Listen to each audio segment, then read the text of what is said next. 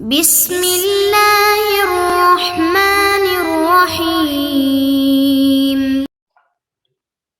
بسم اللہ الرحمن الرحیم. الحمد للہ وکفا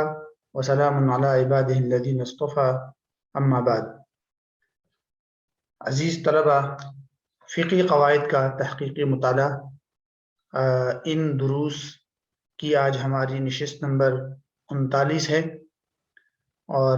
آج کی نشست میں ہم انشاءاللہ قاعدہ نمبر 22 پڑھیں گے. تو مجلۃ الاحکام العدلیہ کے جو 99 قواعد ہے، ان میں سے قاعدہ نمبر 22 کے الفاظ یوں ہیں: ما جاز لعذر بطل بزوالہ. ما جاز لعذر بطل بزوالہ، کہ جو چیز عذر کی وجہ سے جائز ہو تو عذر کے زائل ہوتے ہی وہ چیز باطل ہو جاتی ہے، یا اس کا جواز باطل ہو جاتا ہے. ما جاز لعذر، جو چیز کسی عذر کی وجہ سے جائز ہو، بطل بزوالہ، عذر کے زوال کے ساتھ اس کا جواز باطل ہو جاتا ہے یا وہ چیز باطل ہو جاتی ہے. یہ تو اس کا مختصر سا ترجمہ ہے. اب دیگر تعبیرات اس کی دیکھ لیجئے کہ یہ قاعدہ جو ہے ان الفاظ کے ساتھ بھی آپ کو ملے گا: ما ثبت لعذر یزول بزوالہ، اس طرح کے الفاظ کے ساتھ، اور مفہوم تقریباً دونوں کا ایک جیسا ہے. اور دوسری تعبیر ہے: الضرورۃ اذا اندفعت لم یبح له ما وراءها، کہ جب ضرورت ایک مرتبہ ختم ہو جائے، منتفع ہو جائے، تو پھر اس کے بعد اس کے لیے کسی چیز کو مباح نہیں کیا جاتا. یعنی جب ضرورت اور مجبوری ختم ہو جاتی ہے تو شریعت نے جن ممنوع چیزوں کو جائز قرار دیا تھا، اس ضرورت اور مجبوری کی بنیاد پر وہ چیز جو ہے اب دوبارہ ممنوع ہو جاتی ہے. اب اس کے لیے ممنوع چیزوں کی اجازت ختم ہو جاتی ہے. دوسرا جو عنوان ہے وہ ہے الفاظ کی وضاحت. اس قاعدے میں باقی الفاظ کی کوئی خاص وضاحت تو ضروری نہیں ہے، لیکن ایک لفظ کو دیکھنا ہے، وہ ہے عذر، کہ عذر کا کیا مطلب ہے اور فقہ کے اندر اس کا کیا مطلب ہوتا ہے. عذر کے لغوی معنی عربی میں آتے ہیں دشوار ہونا، ممتنع ہونا. اور اسی طرح جس طرح کے بعض لغت کی کتابوں میں لکھا ہے کہ عذر کی جمع اعذار آتی ہے، اور یہ انسان جو ہے نا اپنے آپ سے ملامت کو دور کرنے کے لیے جو دلیل پیش کرتا ہے اس کو کہتے ہیں عذر. اس کی یوں تعریف بھی کی جاتی ہے عربی ڈکشنریز میں، لغات کی کتابوں میں، کہ انسان فریقی مخالف جو ہے اپنے آپ سے ملامت کو دور کرنے کے لیے جو دلیل پیش کرتا ہے، اس دلیل کو کہتے ہیں عذر، کہ بھئی مجھے عذر تھا اس لیے کام پیش وجود میں آ گیا. بہرحال یہ ہے عذر. اصطلاح میں اس کی تعریف علماء نے، خاص کر معاصر علماء نے یوں کی ہے، جیسے شیخ زکریا انصاری ہے، ان کی ایک کتاب ہے الحدود الانیقہ، اس میں انہوں نے عذر کی تعریف ان الفاظ میں کی ہے کہ ما یتعذر علی العبد المغی فیہ علی موجب الشرع الا بتحمل ضرر زائد. عذر کس کو کہتے ہیں؟ عذر ایسی حالت کو کہتے ہیں کہ جس کے ہوتے ہوئے انسان شریعت کے تقاضے کو پورا نہ کر سکے، اور شریعت کے تقاضے کو پورا کرنے کی وہ کوشش کرتا ہے تو اسے زیادہ ضرر اور تکلیف لاحق ہوتی ہے. تو یہ ہے عذر، کہ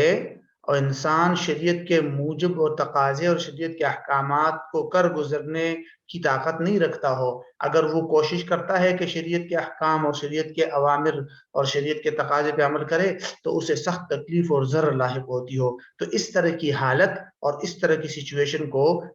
فقہ کی اصطلاح میں عذر کہتے ہیں. بہرحال یہ تو اس لفظ کی وضاحت تھی جو ضروری تھی. اب اس کے بعد ہم دیکھ لیتے ہیں کہ قاعدے کا مفہوم کیا ہے. آسان الفاظ میں اس قاعدے کا مفہوم یہ ہے کہ وہ چیزیں یا وہ افعال جو اپنی اصل کے اعتبار سے شریعت میں تو ناجائز ہے،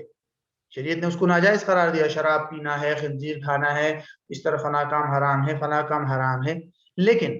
کسی عذر، عارض یا مجبوری کی بنا پر شریعت نے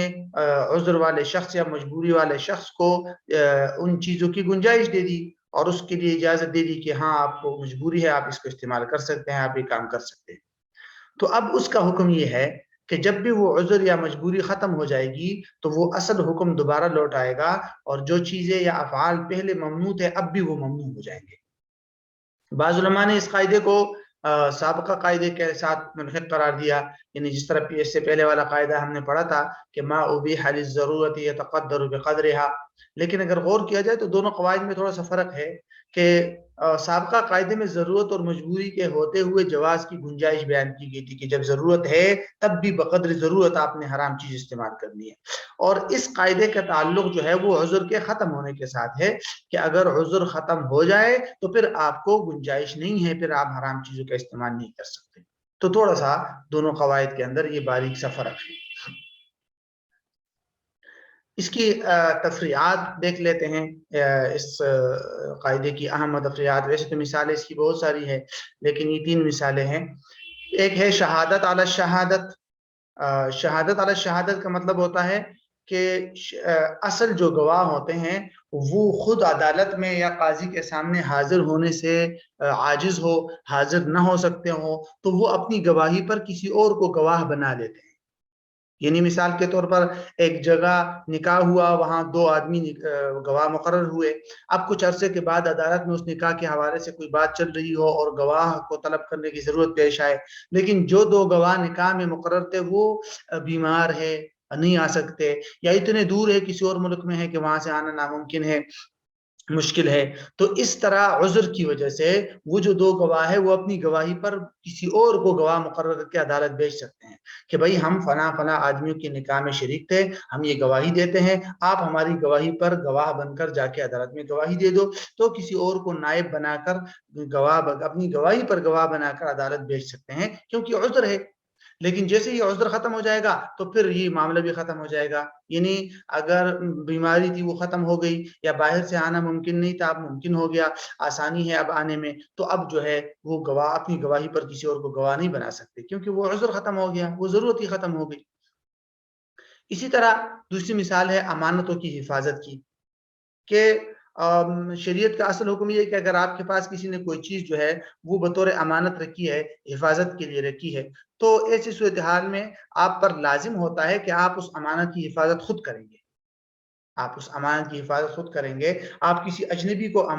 اس امانت کو حفاظت کے لیے نہیں دے سکتے، کسی پڑوسی کو، کسی دوست کو آپ وہ چیز بطور حفاظت امانت کے لیے نہیں دے سکتے، لیکن علماء نے ضرورت کی وجہ سے اس کی گنجائش دی ہے۔ مثال کے طور پر کسی شخص کے گھر میں آگ لگ گئی اور وہ لوگوں کی امانتوں کو حفاظت کی خاطر کسی اور کے پاس رکھ دے تو گنجائش ہے،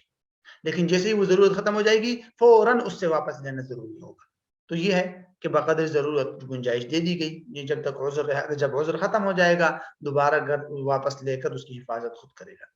اسی طرح عیب کی بنیاد پر چیز واپس کرنا، اگر آپ نے کوئی چیز خرید لی اور اس میں کوئی خرابی ہے، فالٹ ہے، تو آپ جو ہے وہ واپس کر سکتے ہیں۔ کیوں؟